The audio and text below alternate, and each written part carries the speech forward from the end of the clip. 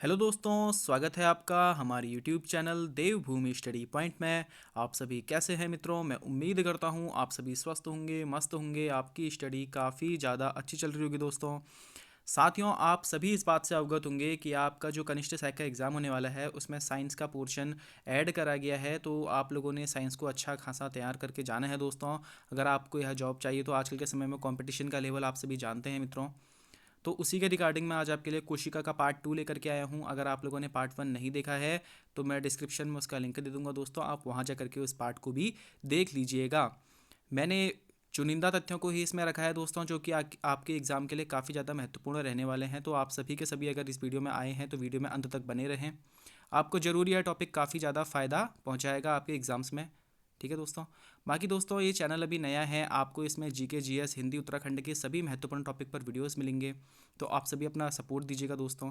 Video को like व share करके चैनल को सब्सक्राइब जरूर कर दीजिएगा दोस्तों। आपके ऐसा करने से हमारा हौसला बढ़ता है, हमारी उम्मीदें बढ़ती हैं, और दोस्तों हमारा एक तरीके से कॉन्फिडेंस बढ़ता है कि हम और ज़्यादा बेहतर करें आपके लिए, और ज़्यादा बेहतर कंटेंट आप लोगों तक पहुँचाएँ। तो दोस्तों, आप सभी अपना सपोर्ट बनाए रखिएगा। आपका ज़्यादा समय ना खराब करते हुए आज की वीडियो को प्रारंभ करते हैं दोस्तों। देखते हैं कोशिका। दोस्तों, इससे पहली वाली वीडियो में हमने जंतु कोशिका को देख लिया था। आज हम आपके साथ वनस्पति कोशिका को डिस्कस करने वाले हैं दोस्तों। ठीक है। वनस्पति कोशिका, वनस्पतियों में पाई जाने वाली कोशिका को वनस्पति कोशिका कहते हैं दोस्तों। एक चीज़ आपने ध्यान रखनी है कि ये जो वनस्पति कोशिका है इसकी बाहरी संरचना सेल वॉल होती है। ठीक है दोस्तों, इसकी बाहरी संरचना सेल वॉल होती है। मैं एक बार आप लोगों को दिखा देता हूँ कि यह सेल वॉल क्या होती है। तो दोस्तों, जैसा कि आप लोग देख रहे होंगे, आपकी स्क्रीन पर होगा कि ये जो दो रेखाएं बनी हुई हैं ऊपर, सेल वॉल, यह केवल वनस्पति कोशिका में ही पाई जाती है। आप लोगों ने ध्यान रखना है। बाकी इसके अंदर जैसे नॉर्मल हमारी जंतु कोशिका थी उसके अंदर 85% जल था, वह इसमें मौजूद है। 15% प्रोटीन मौजूद है, केंद्रक मौजूद है दोस्तों, कोशिका झिल्ली मौजूद है, माइटोकॉन्ड्रिया मौजूद है। ठीक है। तो अभी आप लोगों ने ध्यान रखना है कि सेल वॉल किस तरीके की होती है, आपने अभी बाहर से देख लिया है। आगे मैं इसको इसके बारे में मैं आपको बताऊंगा, तो आप लोगों ने उनके सभी तथ्यों को ध्यान रखना है। तो दोस्तों, अभी आपने देखा कोशिका की बाहरी संरचना सेल वॉल होती है, और वो सेल वॉल अभी आप लोगों ने इमेज में देखी होगी दोस्तों।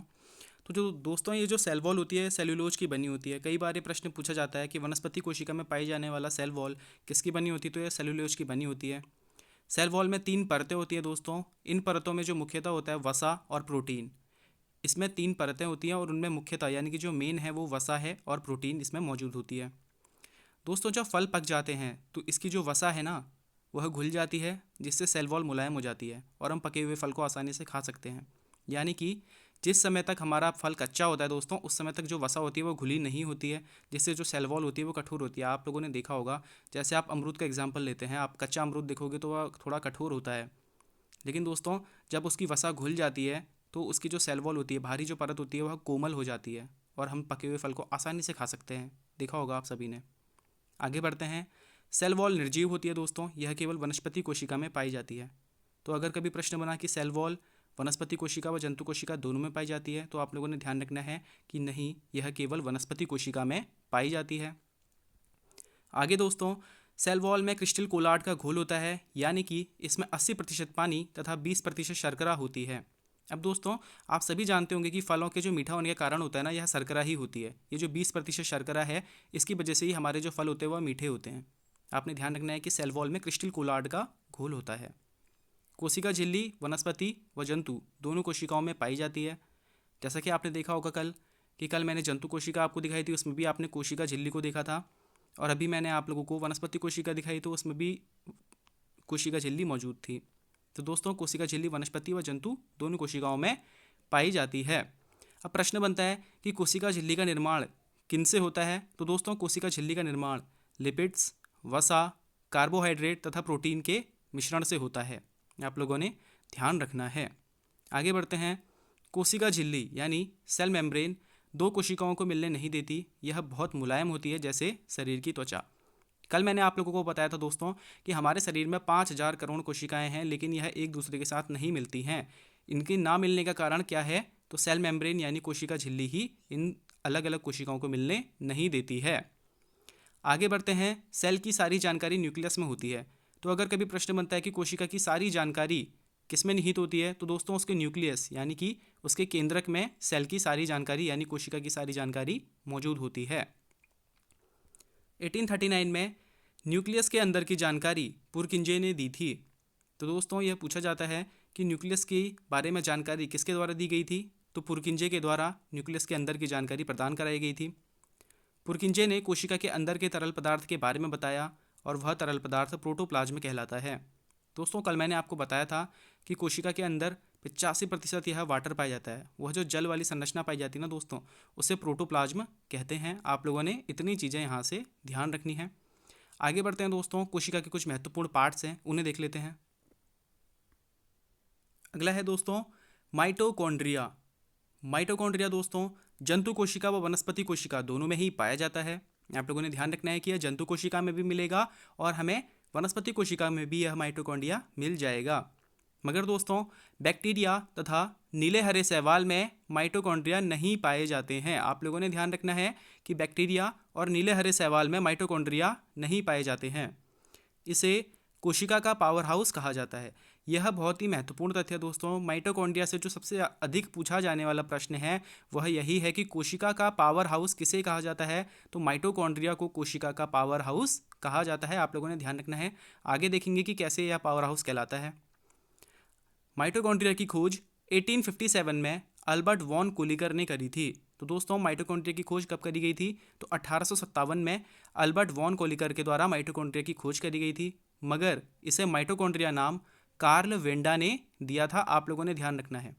माइटोकॉन्ड्रिया की खोज अल्बर्ट वॉन कोलिकर ने 1857 में करी है दोस्तों, तथा इसे माइटोकॉन्ड्रिया नाम किसने दिया अगर पूछा जाए तो कार्ल वेंडा के द्वारा इसे माइटोकॉन्ड्रिया नाम दिया गया था। माइटोकॉन्ड्रिया में श्वसन की क्रिया होती है दोस्तों। सभी खाद्य पदार्थ जैसे कार्बोहाइड्रेट, वसा, प्रोटीन का ऑक्सीकरण इसमें होता है। यानी दोस्तों अगर आप जो भी खाना खाते हैं उसमें जो भी कार्बोहाइड्रेट होते हैं, वसा होती है, प्रोटीन होता है, उन सबको यह एक तरीके से ऑब्जर्व करता है माइटोकॉन्ड्रिया। और इसी के कारण से क्या होती है? ऊर्जा उत्पन्न होती है उस कोशिका में। कोशिका को काम करने के लिए ऊर्जा ये माइटोकॉन्ड्रिया ही प्रदान करता है। ठीक है दोस्तों, यह सभी के सभी जितने भी तत्व हैं यह सभी के सभी कोशिका तक पहुंचाता है। इसीलिए माइटोकॉन्ड्रिया को कोशिका का पावर हाउस कहते हैं। ठीक है दोस्तों, आप लोगों ने ध्यान रखना है। कोशिका का पावर हाउस क्यों कहते हैं? क्योंकि यह कोशिका को क्या कर रहा है? ऊर्जा, एनर्जी प्रदान कर रहा है। इसी कारण से इसे कोशिका का पावर हाउस कहते हैं। ऊर्जा के साथ साथ यह CO2 यानी कि कुछ मात्रा में कार्बन डाइऑक्साइड और H2O यानी कि पानी भी बनाता है। इसमें प्रोटीन, DNA, RNA आदि पाए जाते हैं। दोस्तों आप देख रहे होंगे माइटोकॉन्ड्रिया की इमेज आपके सामने है। इसमें जो ये बीच में उलझा हुआ भाग है इसी में DNA, RNA, प्रोटीन मौजूद रहता है दोस्तों। ठीक है, आगे बढ़ते हैं। माइटोकॉन्ड्रिया के सबसे अंदर का हिस्सा मैट्रिक्स कहलाता है। दोस्तों ये जो आप इसका अंदर का पार्ट देख रहे हैं ना, यह इसका मैट्रिक्स वाला भाग कहलाता है और इसी में इसका सबसे ज़्यादा प्रोटीन इकट्ठा रहता है दोस्तों। ठीक है, सबसे अधिक जो प्रोटीन रहता है माइटोकॉन्ड्रिया का इसी मैट्रिक्स के अंदर रहता है। माइटोकॉन्ड्रिया आवश्यकता के अनुसार अपना आकार बदलकर कोशिका के अंदर कहीं भी स्थान बदल लेता है। यानी कि दोस्तों जो आपको ये आकार दिख रहा है ना, ये आकार अभी दूसरा भी चेंज भी कर सकता है। ये कैसे? अगर मान लो कोशिका के अनुसार कोशिका का जैसा भी आकार होगा यह उसी आकार में चेंज हो जाते हैं, अपने आप को उसी आकार में ढाल लेते हैं। आप लोगों ने ध्यान रखना है। माइटोकॉन्ड्रिया को बायोप्लास्ट भी कहा जाता है। तो दोस्तों अगर कभी पूछा गया कि बायोप्लास्ट किसे कहा जाता है तो आपने ध्यान रखना है कि माइटोकॉन्ड्रिया को ही बायोप्लास्ट भी कहा जाता है। आगे बढ़ते हैं दोस्तों। अब दोस्तों अभी आपने देखा माइटोकॉन्ड्रिया, अगला है हमारा लाइपोकॉन्ड्रिया यानी कि गोल्जी कॉय। आप सभी इसे गोल्जी कॉय नाम से ज़रूर जानते होंगे। तो दोस्तों लाइपोकॉन्ड्रिया यानी गोल्जी कॉय की खोज 1898 में कैमिलो गोल्जी ने करी थी। आप लोगों ने ध्यान रखना है कि 1898 में कैमिलो गोल्जी के द्वारा गोल्जी कॉय की खोज करी गई थी। तो दोस्तों जैसे माइटोकॉन्ड्रिया नीले हरे शैवाल में नहीं मिल रहा था, वैसे ही नीले हरे शैवाल व जीवाणुओं में गोल्जी कॉय नहीं होते हैं। बाकी सभी जंतुओं में गोल्जी कॉय होते हैं। आप लोगों ने ध्यान रखना है, नीले हरे शैवाल व जीवाणु में गोल्जी कॉय नहीं होते हैं। अगला तथ्य महत्वपूर्ण है दोस्तों, यह कोशिका का सबसे बड़ा अंग है। तो प्रश्न पूछा जाता है कि कोशिका यानी सेल का सबसे बड़ा पार्ट, सबसे बड़ा अंग कौन सा है? तो गोल्जी कॉय कोशिका का सबसे बड़ा अंग है। ये बहुत ही महत्वपूर्ण है दोस्तों। अगला तथ्य आप लोगों ने जरूर ध्यान रखना है कि गोल्जी कॉय को ट्रैफिक पुलिस कहते हैं। यह प्रश्न डायरेक्ट पूछा जाता है एग्जाम्स में कि किसे कोशिका का ट्रैफिक पुलिस कहते हैं। तो दोस्तों गोल्जी कॉय को ट्रैफिक पुलिस कहते हैं। क्यों कहते हैं? क्योंकि यह अशुद्ध पदार्थों को हमारे शरीर में प्रवेश नहीं करने देता है। महत्वपूर्ण है दोस्तों, आप लोगों ने ध्यान रखना है कि जितने भी अशुद्ध पदार्थ होते हैं इन्हें यह हमारे शरीर में प्रवेश नहीं करने देता है। इसलिए गोल्जी कॉय को हम लोग ट्रैफिक पुलिस कहते हैं और यह कोशिका का सबसे बड़ा अंग है। इतने तथ्य आप लोगों ने यहाँ से ध्यान रखने हैं। आगे बढ़ते हैं दोस्तों। अभी आपने गोल्जी कॉय को देखा, अब हम देखते हैं राइबोसोम को। दोस्तों राइबोसोम की खोज 1959 में जॉर्ज पैलेट ने करी थी, आप लोगों ने ध्यान रखना है। दोस्तों राइबोसोम का कार्य क्या है? इसका मुख्य कार्य प्रोटीन संश्लेषण होता है। ठीक है दोस्तों, यानी कि प्रोटीन को ऑब्जर्व करने का काम इसका सबसे ज़्यादा होता है। राइबोसोम को प्रोटीन की फैक्ट्री भी कहते हैं। यह काफ़ी ज़्यादा बार पूछा गया प्रश्न है दोस्तों, आपने जरूर इसे ध्यान रखना है कि राइबोसोम को प्रोटीन की फैक्ट्री भी कहते हैं और इसका मुख्य कार्य प्रोटीन संश्लेषण होता है। कोशिका में दोस्तों सबसे ज़्यादा जो प्रोटीन इकट्ठा होता है वह राइबोसोम में ही इकट्ठा होता है, इसीलिए इसे प्रोटीन की फैक्ट्री भी कहते हैं। राइबोसोम को माइक्रोसोम भी कहते हैं। तो दोस्तों अगर कभी इसका नाम चेंज होकर के आया कि प्रोटीन की फैक्ट्री कहा जाता है, वहाँ पर राइबोसोम अगर ऑप्शन में नहीं है, वहाँ पर माइक्रोसोम अगर दिया है, तो आप लोगों ने ध्यान रखना है इसे कि राइबोसोम को ही माइक्रोसोम भी कहा जाता है और इन्हें सिर्फ माइक्रोस्कोप की सहायता से ही देखा जा सकता है। आपने ध्यान रखना है, इसका आकार बहुत ज़्यादा छोटा होता है दोस्तों, इसे सिर्फ माइक्रोस्कोप की सहायता से ही देखा जा सकता है। इतने तथ्य आपने राइबोसोम से भी ध्यान रखने हैं। आगे बढ़ते हैं दोस्तों। आज का अंतिम है हमारा लाइसोसोम। तो दोस्तों लाइसोसोम की खोज क्रिश्चियन डी डूवे द्वारा 1958 में करी गई थी। आपने ध्यान रखना है किसके द्वारा? क्रिश्चियन डी डूवे द्वारा 1958 में करी गई थी। और दोस्तों यह सिर्फ जंतु कोशिका में पाई जाती है। तो दोस्तों जो लाइसोसोम होता है ये केवल जंतु कोशिका में पाया जाता है, वनस्पति कोशिका में यह नहीं पाए जाते हैं। आपने इतना ध्यान रखना है दोस्तों। यह गोलाकार होते हैं और एक झिल्ली से घिरे होते हैं, जैसा कि आप लोग इस इमेज में देख पा रहे होंगे। यह गोलाकार है और बाहर से इसका एक आवरण लगा हुआ है, एक झिल्ली से ये घिरे हुए हैं। इनका मुख्य कार्य कोशिका के अंदर पाचन कराना है। तो दोस्तों कोशिका के अंदर जो भी चीज़ें आती हैं उसका पाचन कराने का काम किसका है? लाइसोसोम का यह काम है कि कोशिका के अंतर्गत जो भी चीज़ें आ रही है उसको पाचन कराना इनका काम है। दोस्तों यह पुरानी कोशिका को खत्म करके नई कोशिका बनाते हैं, तभी इन्हें कोशिका की आत्महत्या की थैली भी कहते हैं। तो दोस्तों क्या होता है कि यह पुरानी कोशिका को खत्म कर करके नई कोशिका बना सकते हैं। लाइसोसोम का यह काम होता है कि पुरानी कोशिकाओं को खत्म करेगा और नई कोशिकाओं का यह निर्माण करेगा।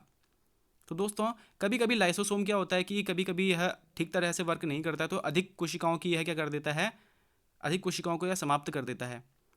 और दोस्तों कोशिकाओं को समाप्त करने के कारण वहाँ पर गांठ बन जाती है, जिससे कैंसर होने का खतरा भी हो जाता है। तो लाइसोसोम के कारण हमें कैंसर का सामना भी करना पड़ सकता है। तो दोस्तों यह काफ़ी ज़्यादा खतरनाक सा होता है।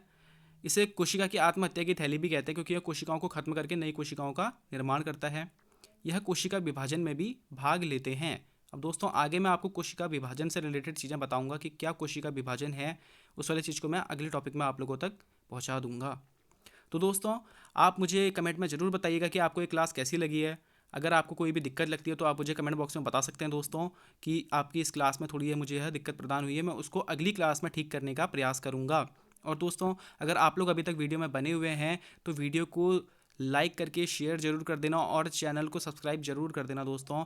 आपके सब्सक्राइब करने से हमारा हौसला बढ़ता है और हमें और ज़्यादा बेहतर काम करने का मन करता है दोस्तों, और ज़्यादा बेहतर ऊर्जा के साथ हम लोग आगे बढ़ते हैं। तो दोस्तों आप सभी अपना सपोर्ट बनाए रखना, अपना सहयोग बनाए रखना। इसी के साथ मैं अपनी वाणी को विराम देता हूँ दोस्तों। धन्यवाद।